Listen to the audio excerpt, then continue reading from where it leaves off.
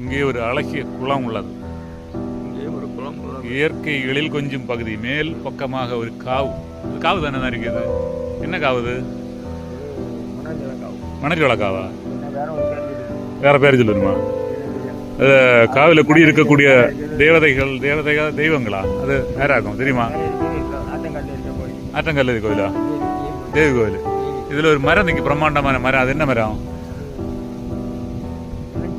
இளஞ்சியா? இந்த மரத்தை நான் கேள்விப்பட்டதே இல்லையே. அப்படியா? இளஞ்சின்னு ஒரு மரம் உண்டு. ஓ, பூப்பட வருது. இசைக்கம்மன் கோயில்ல இளஞ்சி இல்லையா?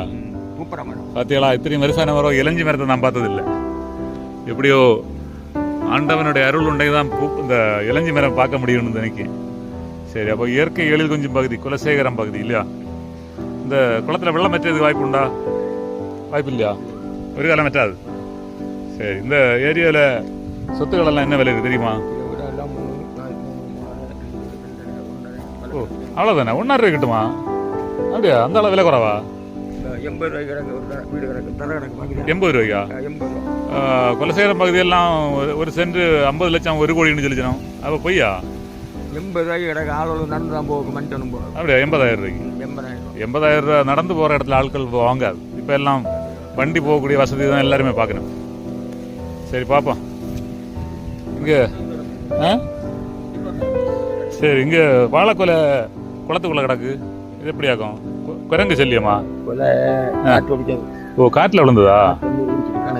ஓஹோ, காட்டில் விழுந்தது. சரி, கூட்டு வச்ச கொள்ளலாம் எடுத்துட்டு போனப்போ காய்கறிகளோட சமையலை கொள்ளலாம். சோப்பு இல்லையா? சரி, சோப்பு கடை. சரி, அப்போ இந்த காவை பற்றி இந்த காவை பற்றி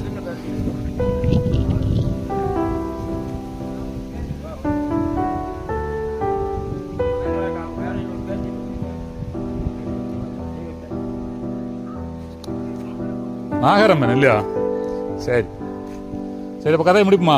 நம்ம போவோம். எப்படி சொல்லணும்? சென்று வாருங்கள், பூஜை முடியும். சரி,